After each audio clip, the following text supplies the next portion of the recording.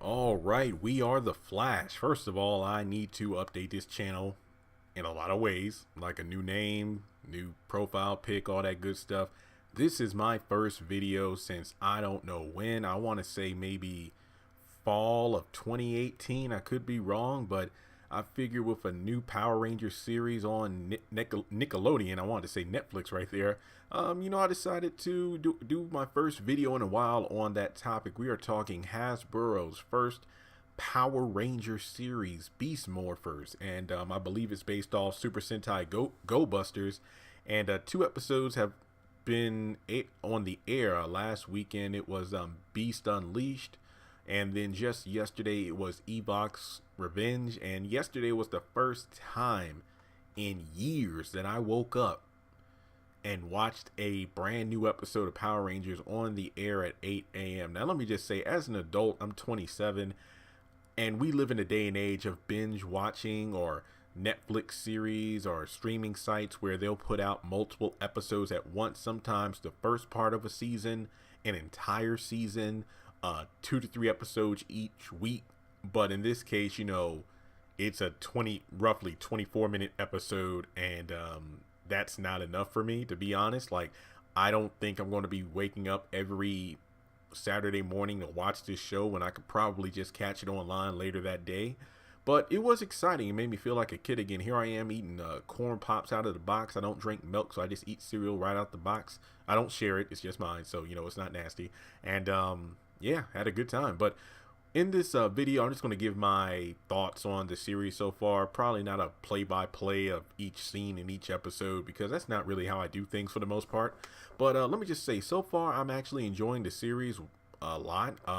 2 episodes in, way better than Super Ninja Steel or Ninja Steel. I think Dino Charge was probably the only good season from the, what do they call it, the Neo Saban era, basically the Nickelodeon era, if you will, from Samurai to Super Ninja Steel. And when I say Dino Charge, I really mean the first season of Dino Charge. What was it, Dino Supercharge or Super Dino Charge? It was decent, but it wasn't as great as season 1, mainly because at that point there are way too many Rangers but not enough development for all of them. And don't even get me started on the whole finale with the whole time traveling crap that made zero sense whatsoever. I think the worst part about that is I think the Dino Charge finale really happened around the time where time travel was a big thing in entertainment. I mean, you had the Flash season 3 with the whole Savitar thing that made no sense. Then you had Dragon Ball Super with the whole Future Trunks timeline thing, and then you had Dino Supercharge with the whole time. It was I just can't. Like, I have friends who watch Doctor Who and really know about time travel and stuff. That is not my cup of tea. I just know. But in any case, I really like the energy that Beast Morphers is giving off. I mean, starting off with 3 Rangers.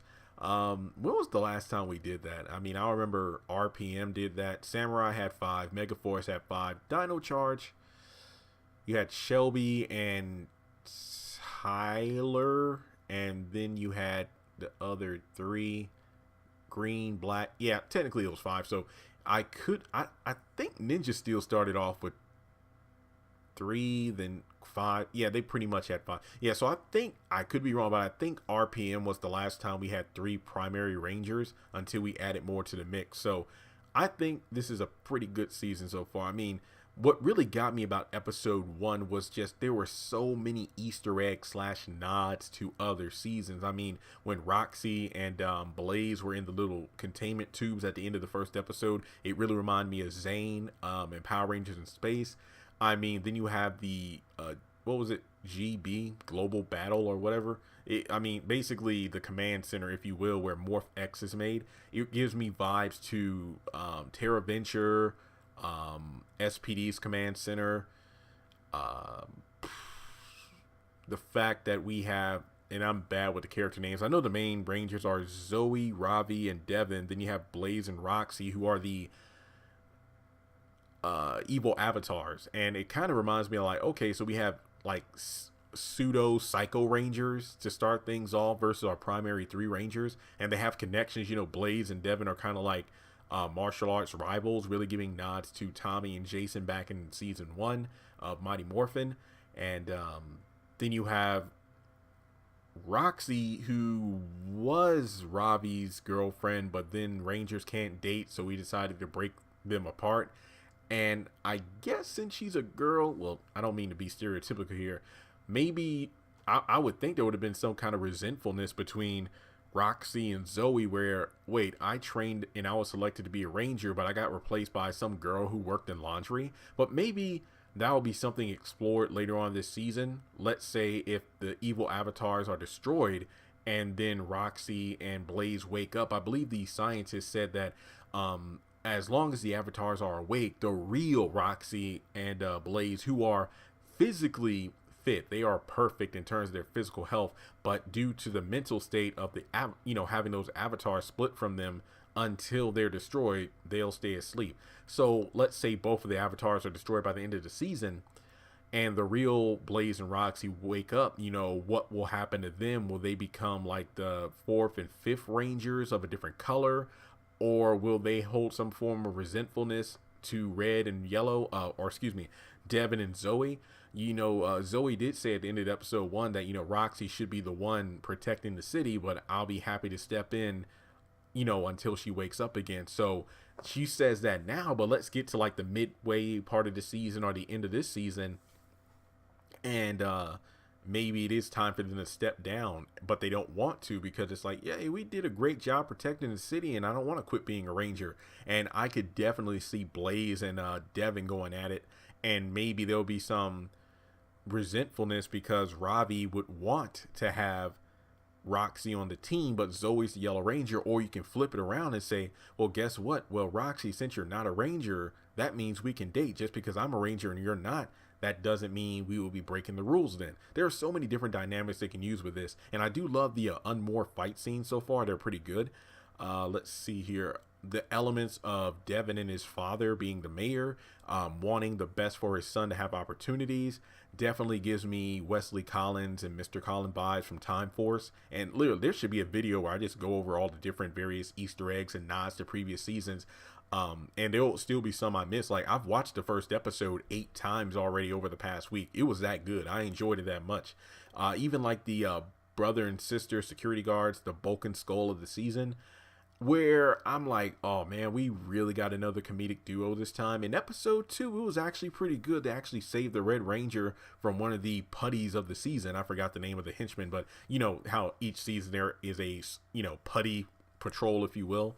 The evil henchmen who are challenging at first, but then they get knocked out in one strike, even by unmorphed rangers. But then in the finale, it's like, oh no, we can't defeat this army, even though we defeated way more than these at any other point in the series. But since it's the finale, we need to fight huge numbers to make it seem challenging or some crap like that. But they actually managed to use their taser and defeat one of them. That was actually pretty impressive. Not only that, Devin gave them, their props when they saved them and then at the end of the episode. So it's one of those things where the comedic duo isn't just there to save the day unnoticed. They actually got recognized for it. So I thought that was pretty cool. A nice nod.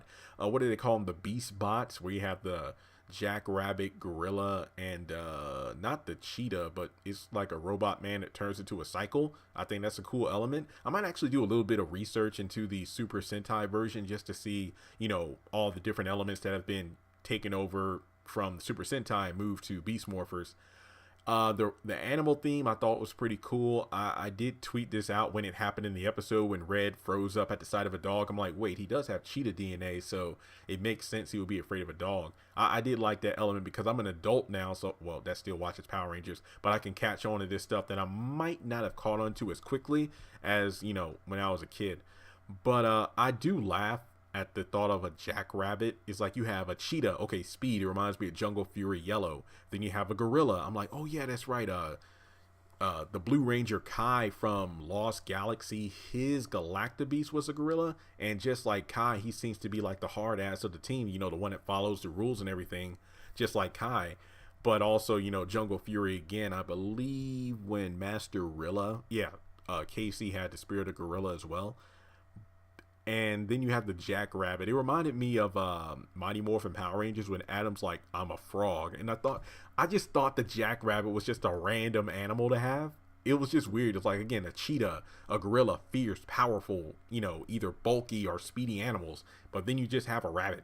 It kind of reminds me of like the new Pokemon starters for Sword and Shield, where you have the bunny, the Scorch Bunny.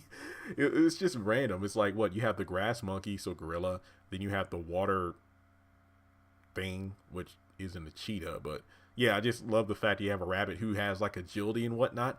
I don't know if it's just me, but I can't decide who I like more. Do I like Zoe or Roxy? Because Roxy is like the badass, avatar. Because really, I can only speak on the avatar Roxy because we only saw a couple of scenes of the real Roxy at the beginning in the gym, and then right before they went into the morphing chamber and then turned into evil avatars. Well, also in the brief scene in the locker room when she's talking with Robbie, and that's it. But you had the saucy, sassy Roxy avatar, but then you have the spunky Zoe. I like her attitude though, especially like when she defeats those putties. And again, I'm just calling them putties because I forgot the name of the real henchman bot thingies. And then Robbie's taken down too, and it's like she saves his butt by throwing like a broom and then blasting the robots. And that's how a leader protects her team, by putting her hands on her waist. I thought that was pretty cool.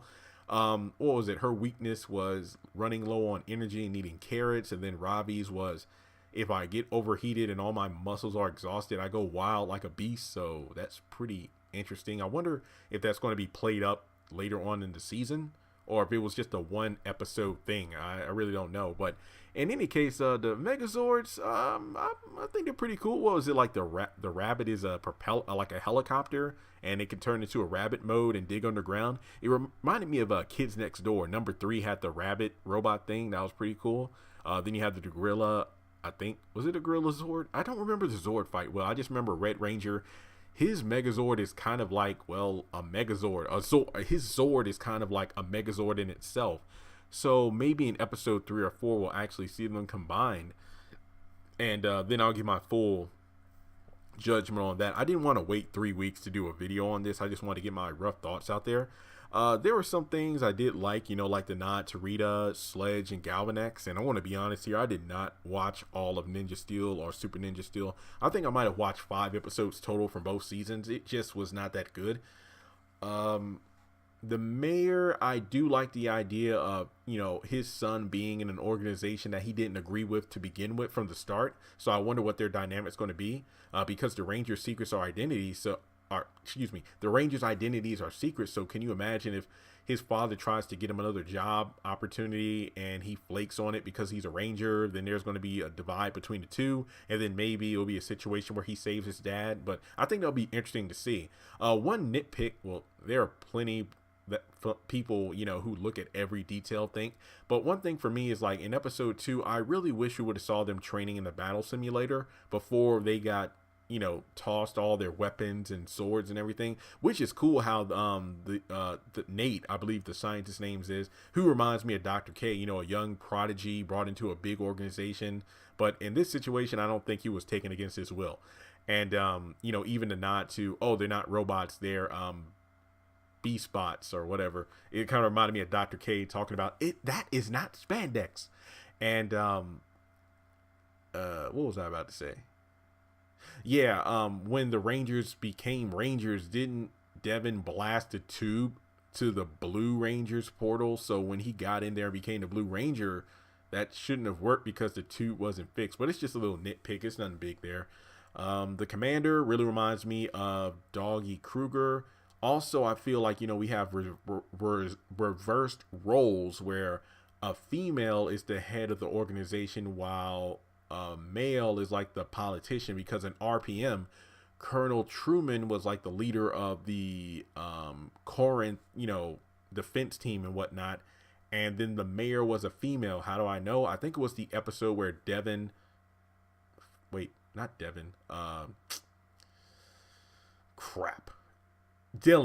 from RPM, he found out that his key fixed into his necklace formed a key that opened the watch he had to play a lullaby or something like that. and that's how we found out that Tanaya was his sister. And then we found out that the mayor was a female because the key to the city was used to activate a new air system or whatever for Corum. So I think that's pretty cool how you had a gender swap there. But it really didn't matter. I do like the idea if we have powerful, well, people of color in those kind of positions. So that's pretty cool to me. On top of that, let's see, the Devin Blaze rivalry. Already talked about that. Yeah, good on more fights. I'm just looking over my notes here.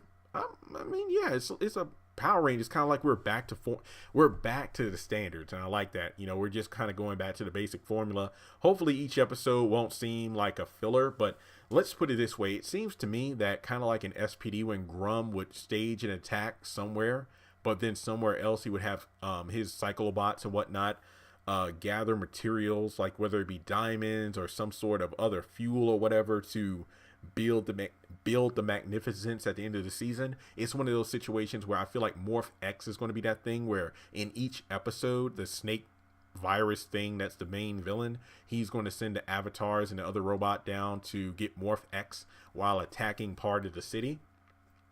And by the end of this season or next season, they'll have enough Morph X for the villain to appear in the real world. That's our dimension. That's kind of why I feel like they're going with this. I do like the idea of the avatars having like a morphed form, like Blaze put the key in his morpher, then boom, he got his helmet and everything on. So that was pretty sweet. I think they should, and hopefully they play this up a bit more, but since Blaze and Roxy avatars are actually, I'm guessing, the evil twins, if you will, of the real ones, I imagine that they have the same thoughts and memories as their original human forms. So I think that would be pretty cool if they play that up where, oh man, Blaze and Roxy trained here and everything, so they probably know a lot of the weak points of our headquarters, so the avatars might exploit that to get more Morph X. I hope that's brought up later on in the season, or if in the next few episodes, because I think that is a legitimate threat. They know all the secrets, the ins and out of the command center, so their avatars having henchmen and monster or robots to help them out could be a big obstacle for the team to face as the season goes on. I can't wait to see Roxy, the avatar, fight against Ravi, just because I wonder you know, his thoughts on this, because he obviously feels guilty about pushing her away, and now, you know, she's in a comatose state, and then her evil self is going to come fight him at some point, and I wonder how that's going to play out. That's pretty much my main thoughts with that. But overall, I'm enjoying the season so far. Only 2 episodes in, so I really can't make a solid judgment call on it. But it's been a fun ride. And like I said, I don't know if I'm going to be up every Saturday at 8 to watch it. But whenever I get a chance to sit down and watch an episode, I will gladly do so. So let me know your thoughts. Have you had a chance to watch Power Rangers Beast Morphers? Have you given up on Power Rangers altogether because after hilariously bad and mediocre seasons like Ninja Steel, Mega Force, you just give up? I would recommend giving Beast Morphers a shot. I seriously do. I think it is a pretty good season so far, but I don't want to get my hopes up because I've done that before with these seasons on Nickelodeon, and most of the time I get let down. But Beast Morphers so far, I'm going to give you the benefit of the doubt. Congratulations on making it to the end of this video. If you like what you just saw, make sure to hit the thumbs up button, or if you have anything you would like to add to the video, make sure to leave your thoughts in the comment section below. If you want to keep up with me on social media, go to the description box. All of my links for social media are right there. Also, if you feel like you would like to donate to the channel, make sure to click on the link to PayPal. Any amount helps. $1, $5, $20. As a full-time YouTuber, any support from my fans really does mean a lot to me. Finally, make sure to hit the subscribe button as well as the bell notification icon.